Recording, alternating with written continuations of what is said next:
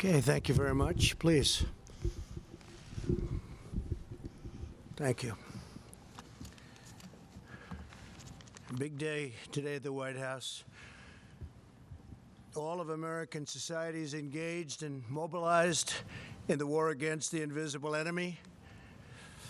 While we must remain vigilant, it is clear that our aggressive strategy is working, and very strongly working, I might add.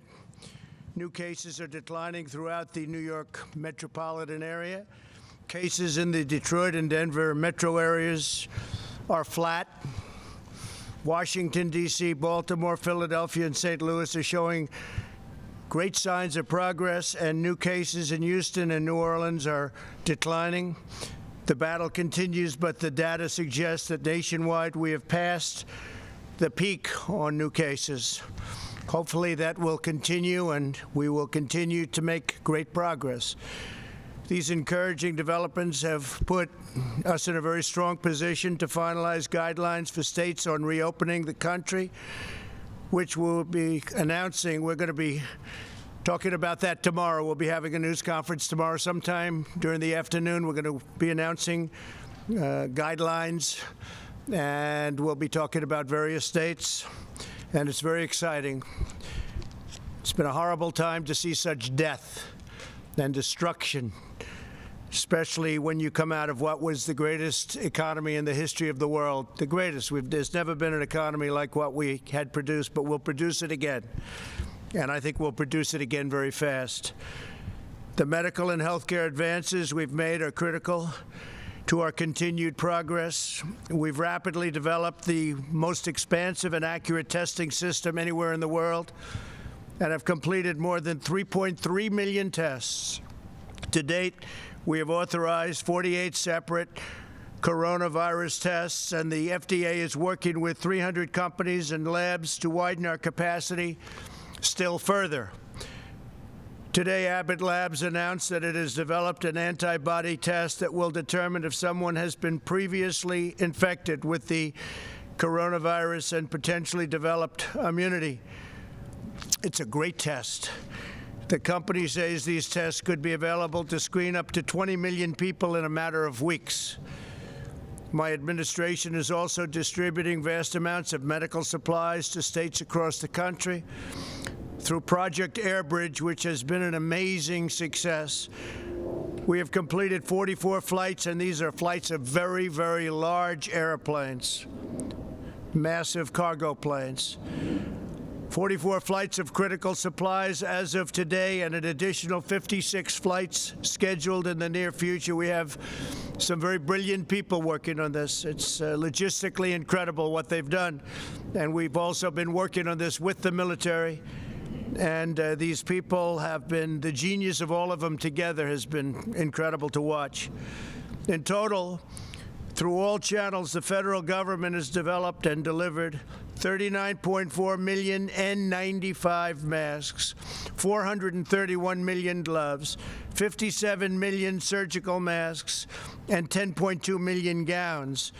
We ordered 500 million masks, and they'll be coming shortly. And we've distributed 100 million masks. Following our use of the Defense Production Act, GM announced that its first ventilator has come off the assembly line in Kokomo, Indiana. Great place. They did it in 11 days from start to finish, a remarkable testament to the ingenuity of the American worker. GM will ship over 600 ventilators this month alone, with thousands more to come, and we have other companies doing something similar. And I think they said that there's a brief clip that we have of General Motors sent to us by General Motors, and I think they might be wanting to play that for your benefit. Please.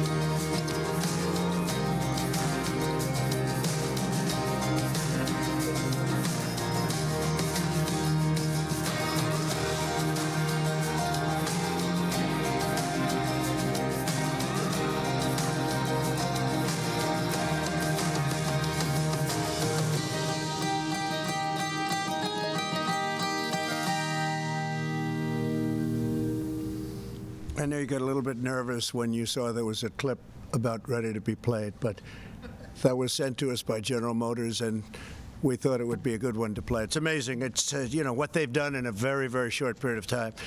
They're now making thousands of ventilators, and they're coming out of the factory very rapidly at a clip that nobody can even believe. But we have others also doing it, and these are very high-grade ventilators. So we're helping a lot of people, and at this moment, nobody needs them. We have to remember, during the surge, nobody's needed them for weeks now.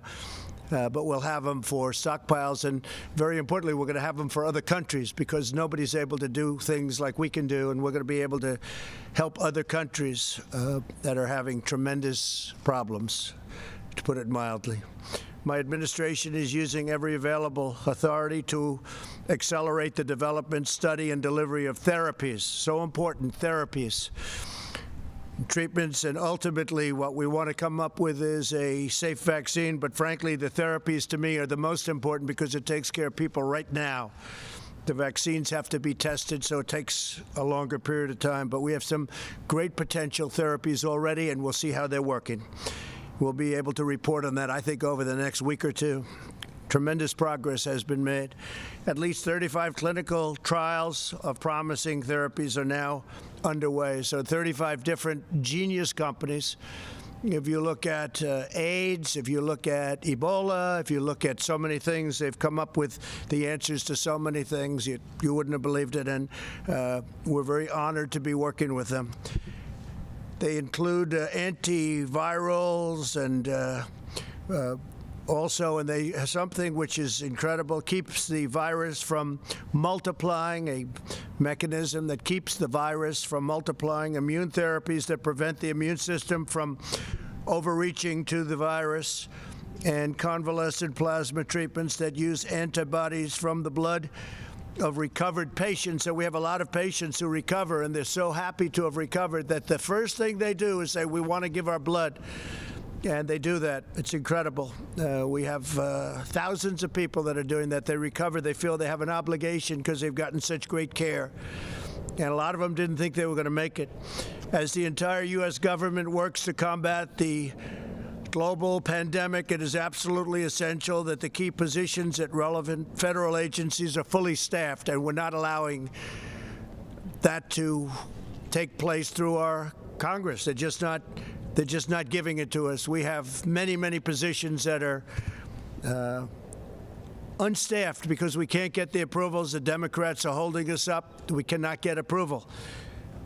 We've gotten judges because we go through the process. I guess we're up to 448 federal judges, and that we've gotten because we focus on it. We take the maximum time, because no matter who the judge is, they take vast numbers of days and hours to approve, and leaves no time left for others. Very unfair system.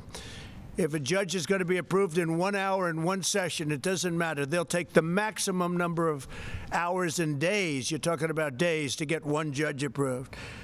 And we're close to 250 judges, but because of the way they're doing it, there's no time for anybody else. And many of these people have been waiting for 2.5 years. We have a couple that have been waiting for longer than that. There are currently 129 nominees stuck in the Senate because of partisan obstruction. Many are nominated for vacancies that must be filled, to assist with the coronavirus crisis and the resulting economic challenges. And I've read over the couple of years, well, I didn't fill positions. I don't fill positions. In some cases, we don't need the position, and I'm all for that. But in many cases, you do, but we can't get them approved by the Democrats. They won't release them. The positions include the Director of National Intelligence, 2 members of the Federal Reserve Board of Governors, the Assistant Secretary of Treasury for Financial Markets of the United States, and the Undersecretary of Agriculture responsible for administering food security programs. And Sonny Perdue, who's going to be speaking today, is saying, please, can I have this man, can I have this particular person approved as soon as possible? He's been telling me that for a long time, and the Democrats won't allow it to happen. Again, every single judge, every nominee we have goes through maximum or at least they go through a long process. So it takes days and days, and there's no time left, and it's just a concerted effort to make life difficult. An example is Michael Pack.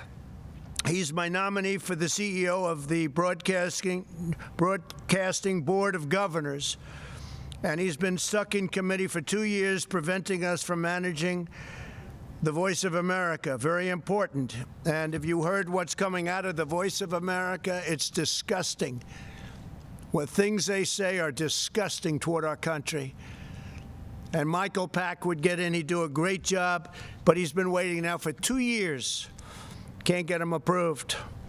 The Senate has left Washington until at least May 4th. The Constitution provides a mechanism for the president to fill positions in such circumstances. The recess appointment, it's called. The Senate's practice of gaveling into so-called pro forma sessions where no one is even there has prevented me from using the constitutional authority that we're given under the recess provisions. The Senate should either fulfill its duty and vote on my nominees, or it should formally adjourn so that I can make recess appointments. We have a tremendous number of people that have to come into government, and now more so than ever before because of the virus and the problem. We have to do it, and we have to do whatever we have to do. They've made it very, very difficult to run government. I don't think any administration has done anywhere near what we've done in 3.5 years. But every block, every week, they put up roadblocks. Whether it's Russia, or whether it's impeachment hoax, or whatever it may be, it's always roadblocks and a waste of time. If the House will not agree to that adjournment, I will exercise my constitutional authority to adjourn both chambers of Congress. The current practice of leaving town while conducting phony pro forma sessions is a dereliction of duty that the American people cannot afford during this crisis. It is a scam, what they do. It's a scam, and everybody knows it, and it's been that way for a long time. And perhaps it's never done before. It's never been done before. Nobody's even sure if it has, but we're going to do it. We need these people here. We need people for this crisis, and we don't want to play any more political games. I've been waiting for 2.5 years, 3 years for some of these people, and they're great people. They left law firms. They left jobs. They gave up everything to do it, and they've been waiting for 3 years, 2.5 years, 2 years, 1 year. To get approved. It's ridiculous. And everyone knows they're going to be approved. But there's only so many hours in the day when you go through judges and you go through lengthy hearings on judges that they know should be approved immediately, and they could do it in one session, and they could do it in 1 hour.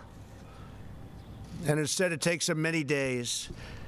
In order to advance the health and security of our nation and all nations, as we announced yesterday, the U.S. government has put a hold on funding to the WHO, World Health Organization, pending a review of the organization's cover-up and mismanagement of the coronavirus outbreak. Over the objections of the WHO, we took decisive action and early life-saving action to suspend travel from China. They didn't want to do it. They were angry that we did it.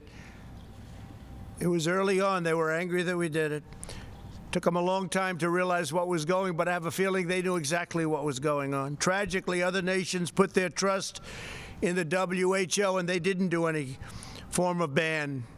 And you see what happened to Italy. You see what happened to Spain. You see what happened to France. WHO's guidance had failed to control their borders at a very crucial phase, quickly unleashing the contagion around the world. That was a horrible, tragic mistake, or perhaps they knew. I'm sure they didn't know the gravity of it, but perhaps they knew. Because if they knew the gravity, that would be an even worse offense. To ease the economic pain of millions of American families, we've now processed $300 billion in loans to more than 1 million small businesses through the Paycheck Protection Program. This action has saved millions of American jobs. It's been an incredible success, and they want to replenish it now, but again, the Democrats don't want to do that. This is money that goes to the workers of our country.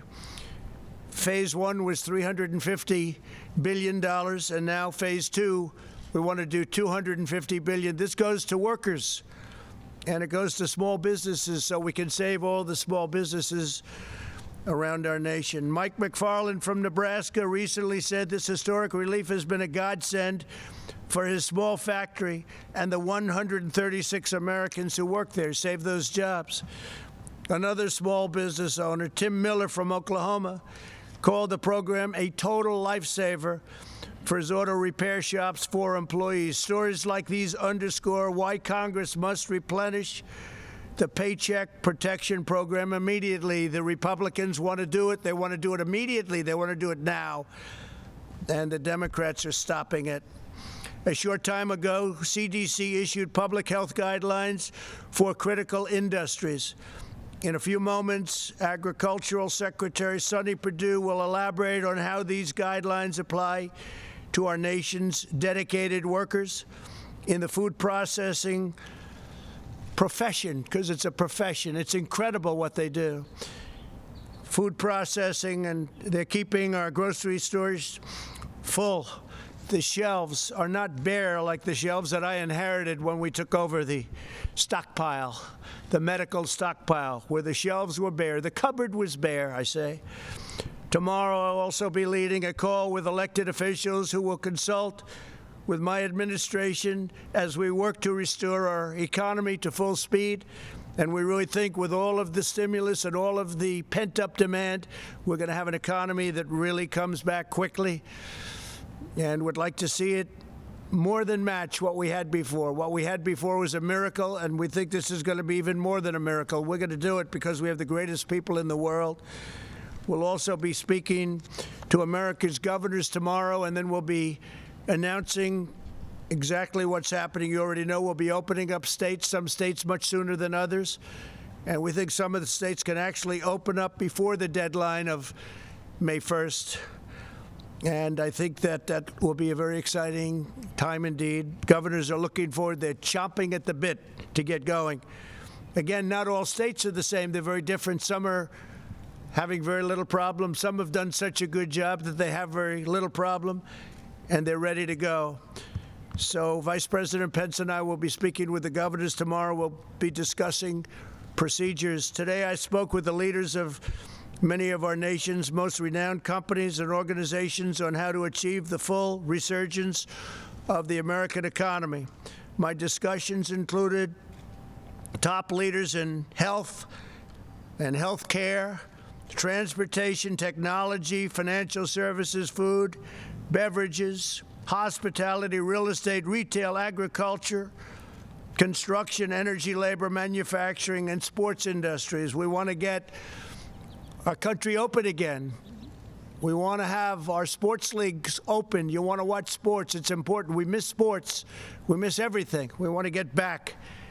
These experts and innovators provided extremely productive feedback on how to safely reboot our economy. They gave us a lot of great ideas. We spoke to a lot of very, very smart people. The highest of the high tech. The level of IQ on some of those calls was about the highest you've ever seen on a phone call, that I can tell you. But we have a lot of great thought went into those calls, and a lot of questions came out, and also statements, very strong statements as to what they recommend. I think it was a great day. We did a lot of calling with a lot of very prominent people, but more importantly, very smart people and people that love our country.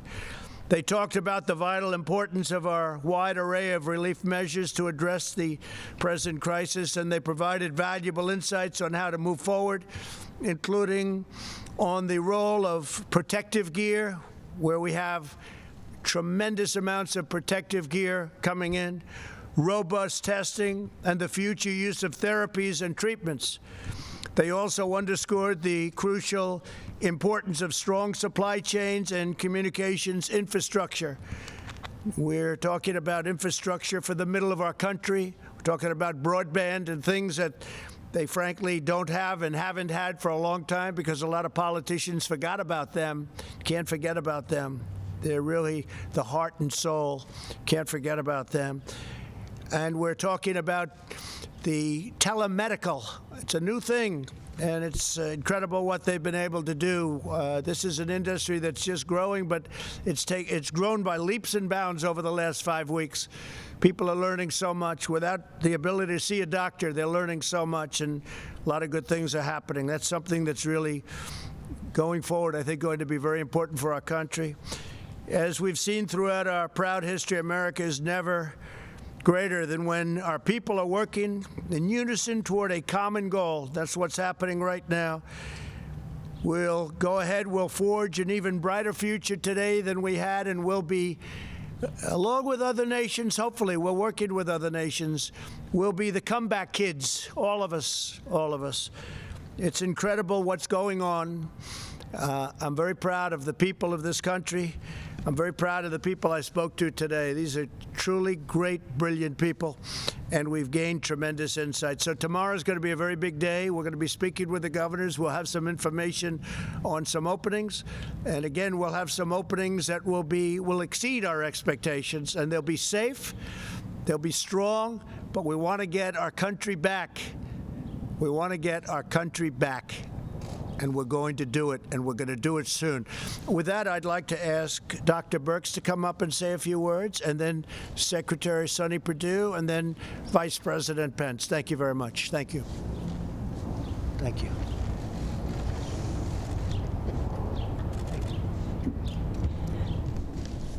Thank you, Mr. President, and thank you for summarizing the states and what we're seeing. So over the last 5 to 6 days, we've seen declines in cases across the country, and this has been very reassuring for us. At the same time, we know that mortality and the fatalities that we're facing across the United States continue. We know the number of people who are still in the hospitals, in the ICUs, and we want to continue to recognize the healthcare workers who are on the front lines and really recognize how low the United States case fatality rates are compared to other countries. And this is really due not only to our technology, but how that technology is utilized to save lives.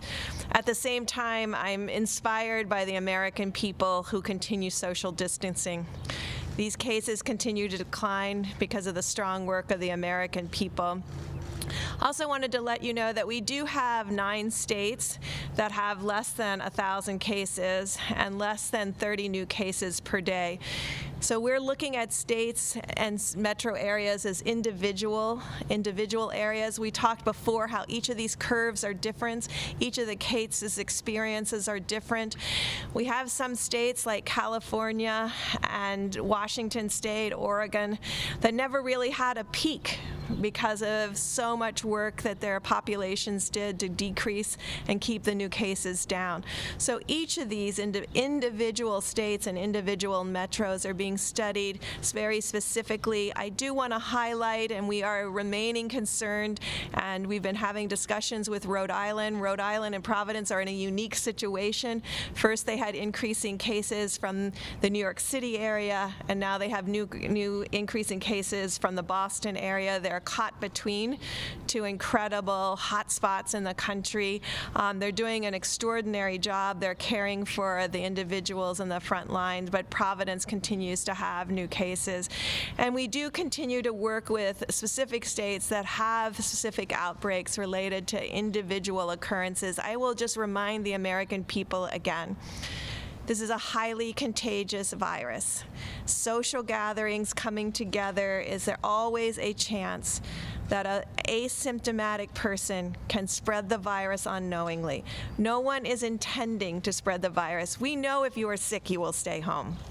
But to all of you that are out there that would like to join together and just have that dinner party for 20, don't do it yet. continue to follow the presidential guidelines. We really appreciate the work of the American people. We see as a country we're improving. We see as metro areas we're improving. We see as communities, as counties, and as states we're improving. But that also still requires everyone to continue to social distance. And in the end, we do have states that have very few cases and very few new cases. And so these are the ones the President is referring to that have been silent, relatively silent throughout this epidemic and pandemic that many of us have faced. And so these are the groups we're working with very specifically. And each of these governors and each of these mayors will have to make decisions after generalized guidelines are put out so that they can do what's best for their communities. They are at the front line. And I wanted to conclude by really thanking my PEPFAR teams around the world who have been working tirelessly throughout the world to ensure that Africa and Asia doesn't experience this level of infections that we have seen here. They've turned over their capacities from their embassies. Our U.S. hires throughout the world, our ambassadors, are still on the front line with our local staff, working with ministries of health to confront this virus around the globe. And I assure you that they are continuing to invest in the health structures, the laboratory, and the frontline care to ensure that all of the work that we have done against TB, HIV, and malaria continues, but that we use our capacity, our laboratories, our clinics, our hospitals that have been built by the American people and the generosity of the American people to really combat this COVID-19 around the globe. Thank you. Thank you very much. Thank you, Doctor. Sonny, please.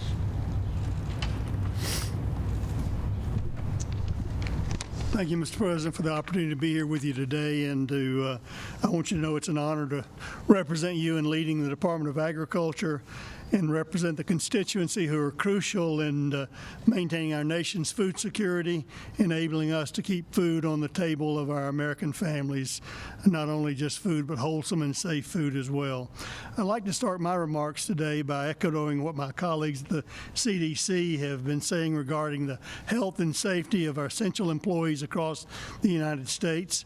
The CDC's provided strategies there that aimed at helping our most critical workers, both in healthcare and in food processing, to quickly and safely to return to work after potential exposure to COVID-19, provided those workers are symptom-free.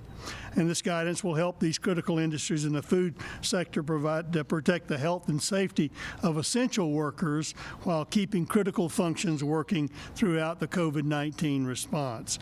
As we know, any employee who develops symptoms while on the job should go home immediately, and the interim guidance is in line with CDC's recommendations for healthcare workers caring for those sick with COVID-19. So we appreciate the dedication and commitment of all the brave men and women working to keep their communities fed, and we will continue to work with the CDC to keep those individuals as safe as possible during these challenging times. In that vein, there's been a lot happening this week as COVID-19 is impacting food processing facilities, as you know. For Americans who may be worried about access to good food because of this, I want to assure you the American food supply is strong, resilient, and safe. And in fact, our food supply chain has shown tremendous agility in shifting production and logistics so suddenly from restaurant and institutional settings to retail settings. To all the employers out there in this sector, it's critical that you follow CDC guidelines and guidance and best practices to keep all of your employees and people safe and healthy. To employees and local public health officials advising them, the CDC has issued guidelines on how to mitigate a situation if you have a positive case in one of your facilities. We need our local health authorities and our state health authorities to do everything they can to balance the demand of keeping our facilities operational and our critical industries going, while at the same time keeping the health and safety of employees as a top priority, as well as our communities. So I want to also take this time to thank all of our critical, essential food supply chain workers. The entire country is counting on these patriotic individuals by doing the work in our food supply chain. These dedicated workers include, obviously, farmers and producers, but also processors, truckers, and grocery store workers, as you know. America's depending on what you have, the food we need to feed our families, and you're the ones who are making that happen. Thank you. As an entire nation, we're truly thankful for the work you're doing, and we recognize that you are the true patriotic heroes during this national emergency, along with our healthcare workers. So before I sign off here, Mr. President, I want to remind you and all of us of one more thing. In the United States, we have plenty of food for all of our citizens. I want to be clear. The bare store shelves that you may see in some cities in the country are a demand issue, not a supply issue. The way food is prepared and packaged to be sold in a restaurant or a school is significantly different than the way it's packaged for you to buy in the grocery store. Our supply chain is sophisticated, efficient, integrated, and synchronized, and it's taken us a few days to relocate the misalignment between institutional settings and grocery settings. But that does not mean that we don't have enough food in this country to feed the American people. You might think of it as an interstate when it's flowing along well and you have a crash at one place, it backs up, and that's what's happened in the food supply chain, but we're working through that. Yet through all this, our food supply chain has proven to be very resilient, just like American people. To the extent we have challenges, we have and continue to need to work through it all together, and we can and we will get through this with a whole of American approach, Mr. President, the critical partnership between state and local health officials, management of companies, and the employees, and we will meet any challenges we face by working together. Thank you, sir, for the opportunity.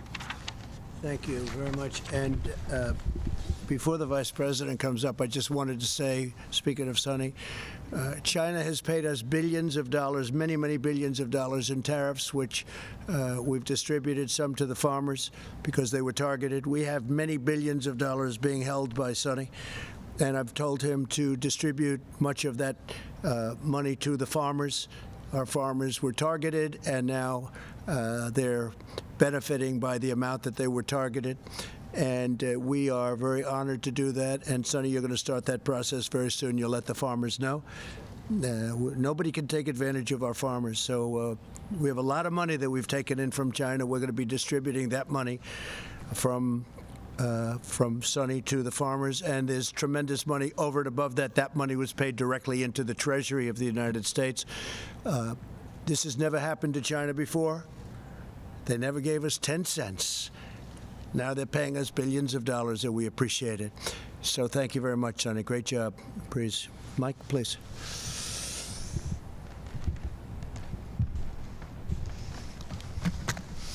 Thank you, Mr. President. The White House Coronavirus Task Force met today. It was reported to us that we've conducted and completed 3,324,000 tests across the nation. More than 619,000 Americans have tested positive. But as you reflected yesterday when we welcomed coronavirus survivors here to the White House from across the country, more than 45,000 Americans have fully recovered. Sadly, we mourn the loss of more than 27,000 of our countrymen. Our hearts are with their families and with the families of all of those that continue to struggle with the serious consequences of this illness. But as Dr. Birx just reflected, despite the heartbreaking losses, we're getting there, America. Because of the efforts of people all across this country to put into practice the President's coronavirus guidelines, because of their adherence to the direction of state and local authorities, as Dr. Birx just reflected, we see great signs of progress from the West Coast to the East Coast. President Trump has directed our team to develop new guidelines that will be presented tomorrow to our nation's governors and released to the American people thereafter. The American people will be encouraged to know that as we stand here today, 24% of the counties of this country have no reported coronavirus cases. In fact, half of the states in America have less than 2,500 cases per state. This is a great tribute to the efforts by the people of those communities. But as the President suggested, when we unveil the guidelines that the team has been working to present tomorrow to our nation's governors, we're going to reflect on the fact that, as the President said, there will be areas of the country that will require continued mitigation and strong efforts, and there will be other areas of the country that will be given guidance for greater flexibility. And the President has so directed our team. When we think of more than 619,000 Americans having tested positive, more than 45,000 having recovered, we wanted to announce today that the FDA recently announced efforts to facilitate the development and access to convalescent plasma. Mr. President, you've spoken about this. People who have recovered from the coronavirus have antibodies in your bloodstream that can attack the virus. The Mayo Clinic today is working with the Red Cross to make sure that coronavirus patients have access to the convalescent plasma treatments, and over 1,000 institutions across America have already joined this program. And we want to urge every American who has recovered from the coronavirus for at least 2 and preferably 4 weeks to contact your local blood or plasma donation center and arrange to donate. It's one more way that the American people can do their part and step forward, and thousands have already done so, and we know that tens of thousands will join them. On the subject of supplies, Mr. President, I'll be very brief because you detailed a great amount. As the President mentioned, the air bridge has completed 44 flights, 56 more are scheduled.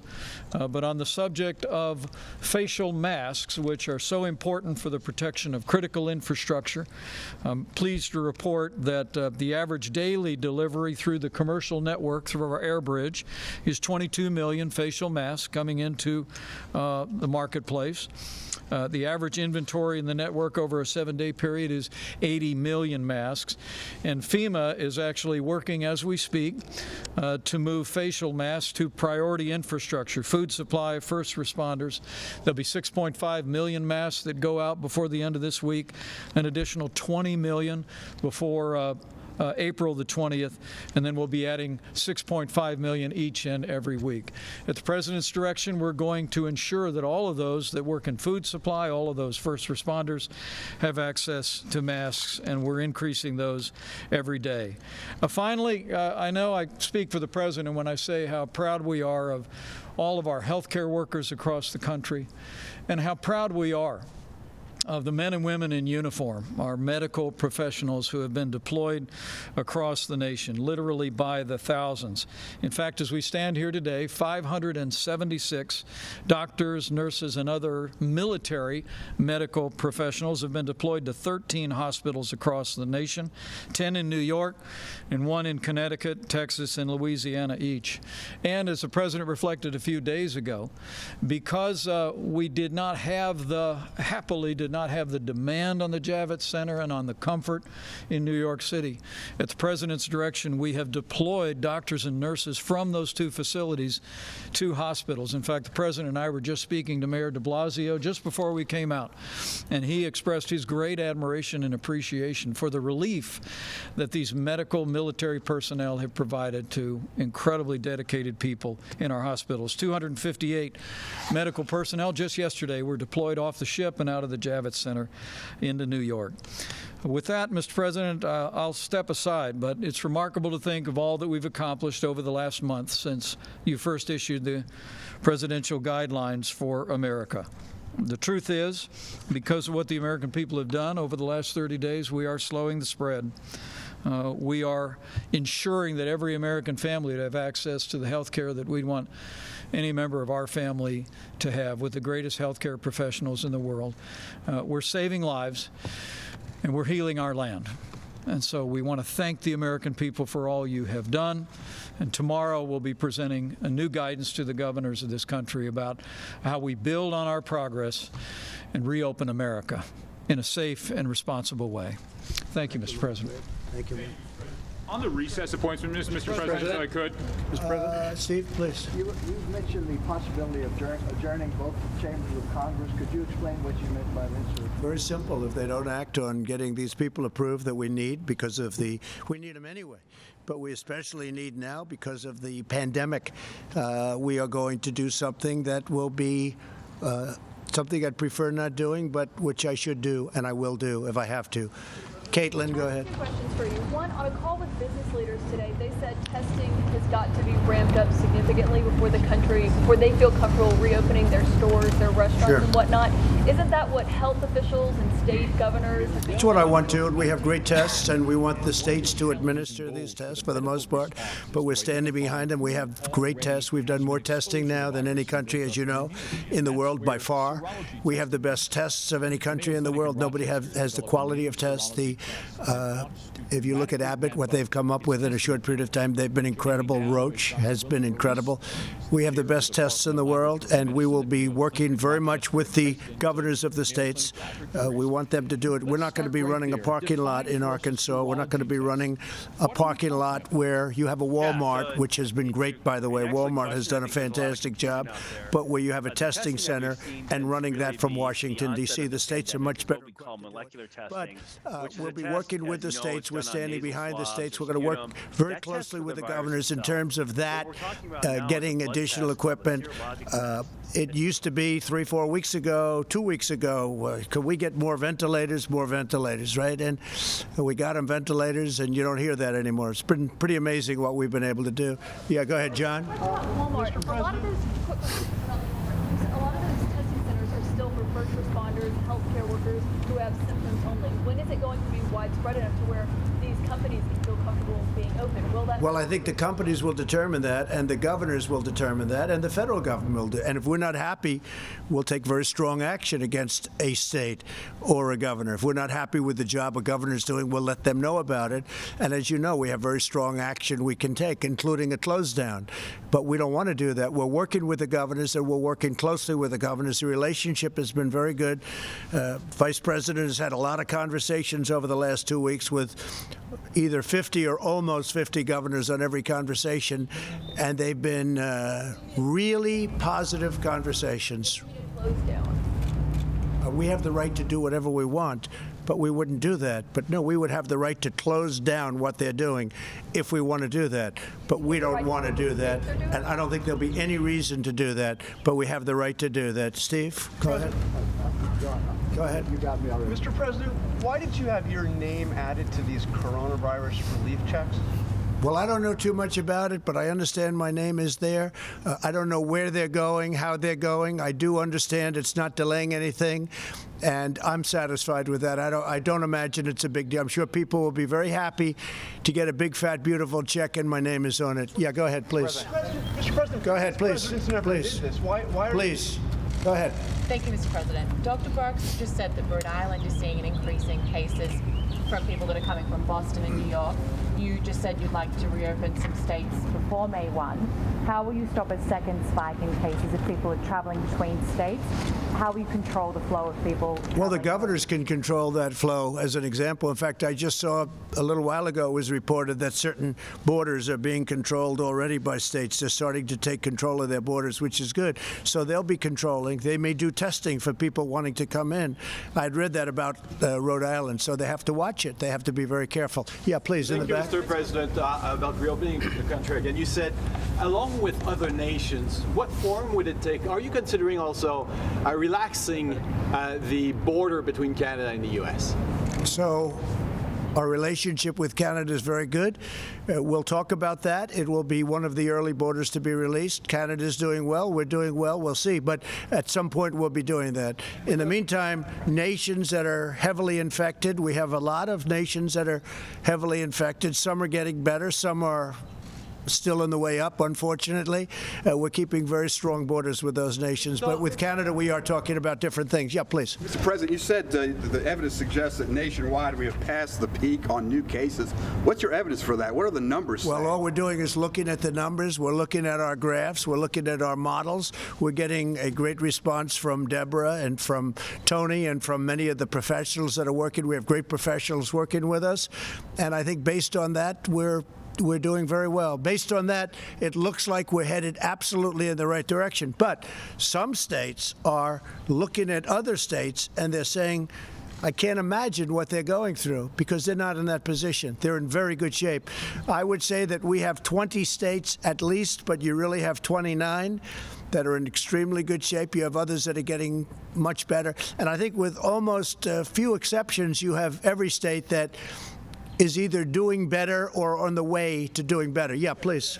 Yeah, go ahead. Yeah, thank you, Mr. President. On your threat to adjourn Congress, clearly you have the power, Article 2, Section 3, but that'd be quite radical to do. Earlier last month, you were in the Oval Office, talked about now is not the time for partisanship. How will that act lower the partisanship in this town, and could it potentially hinder your ability to get something done on coronavirus? Well, it is. Look, it's been a very partisan government for a long period of time, not just this administration. You can go back into the last two administrations. You've seen a lot of partisanship. And even now, you would think that we wouldn't have. As an example, with the paycheck plan, that's going so well. It's so smooth, so beautiful, almost without a hitch. All of that money is being distributed to small businesses. They're giving it to their employees. It's keeping them ready, viable, so when we open.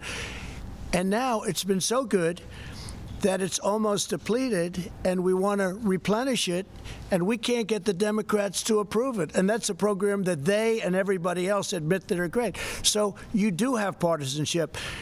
We have been trying for years to get people approved for positions. People have left. One man left a law firm. One man left a big chain. He was a very successful executive. He left.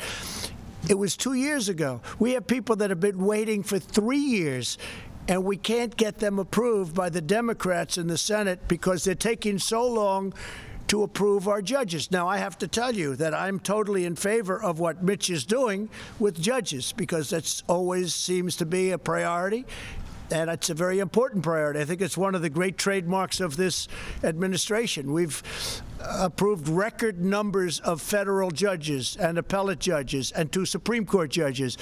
But rather than approving somebody who's highly qualified, somebody that everybody knows is going to be approved, rather than going quickly, they take the maximum amount of time, whatever that time may be. And what they're doing by doing that is taking days to approve somebody that could be approved in a quick vote.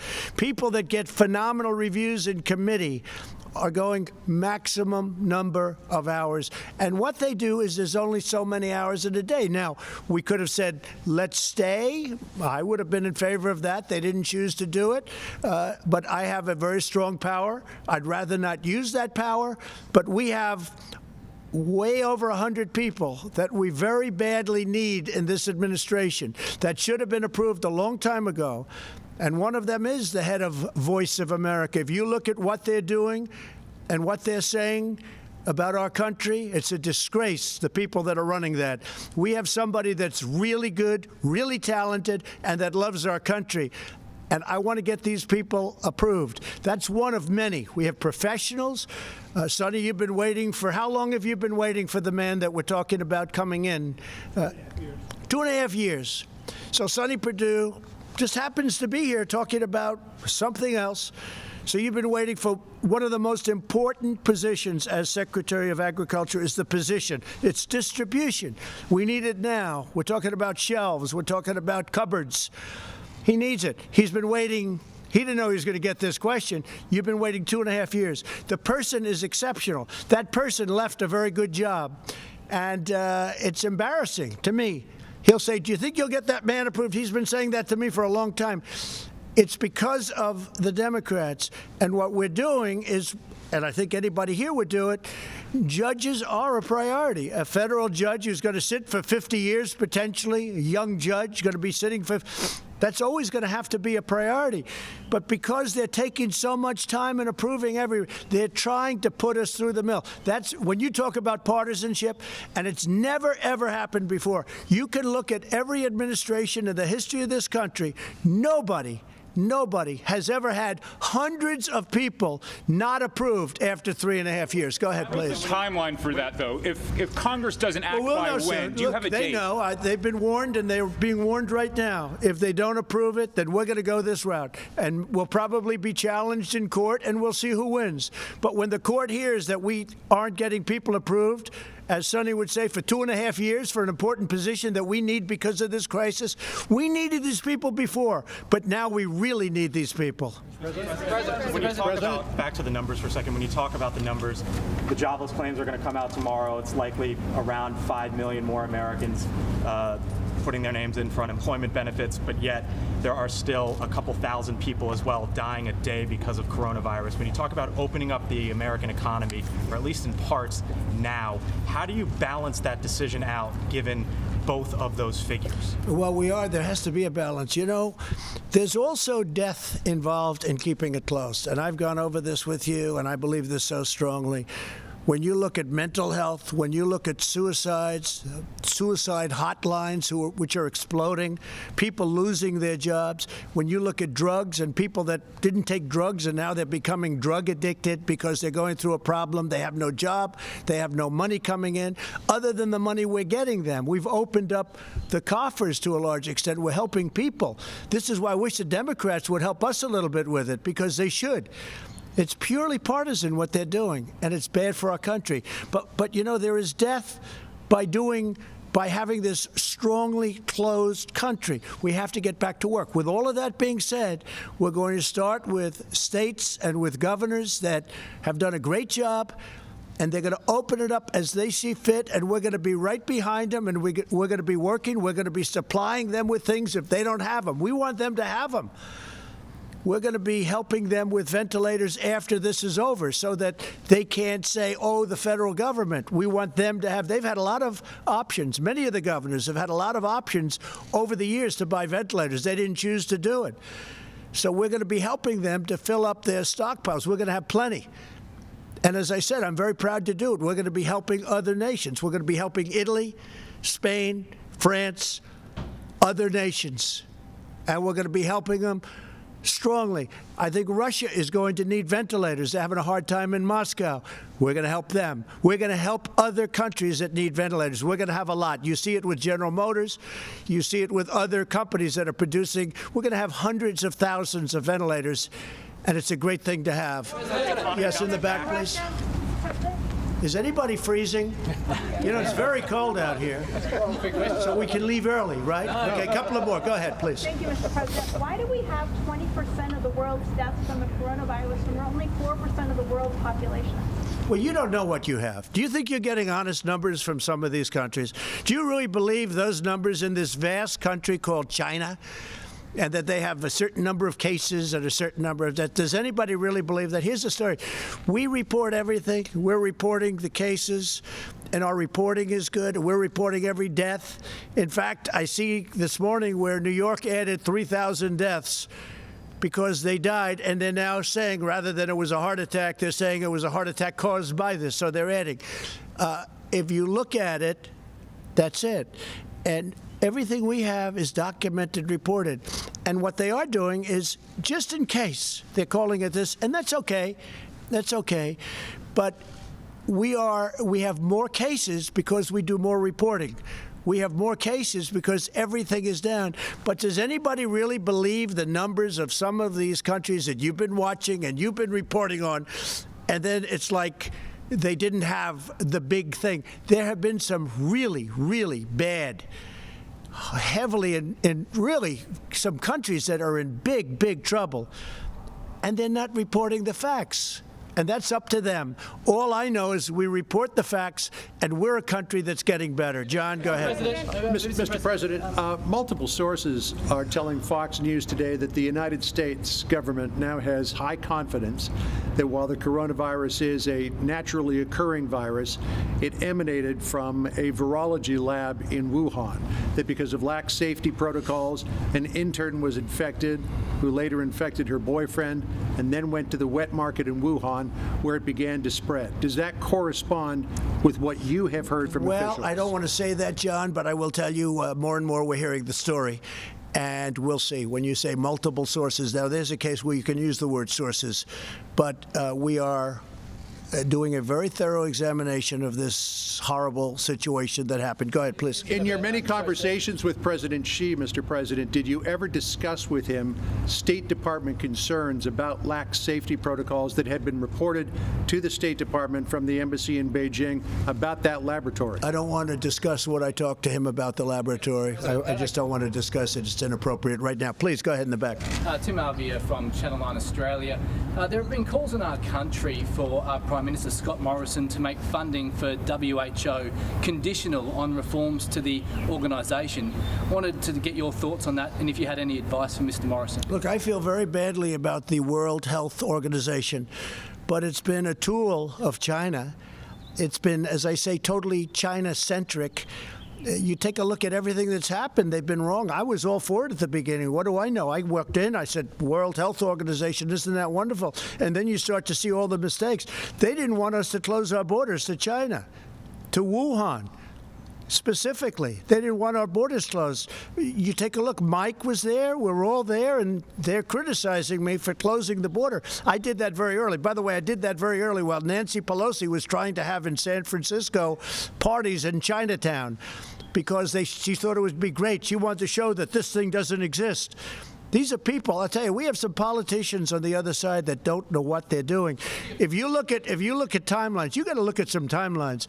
But the World Health Organization, just like the World Trade Organization, I'm telling you, I call them, they have been treating the United States for decades so badly, and they've been so in favor of China. China took off when it joined the World Trade Organization because of what's happened. Think of it. They're considered a developing nation, and because they're and we're not. Well, we're a developing nation, too, in my book, okay? We're developing, too.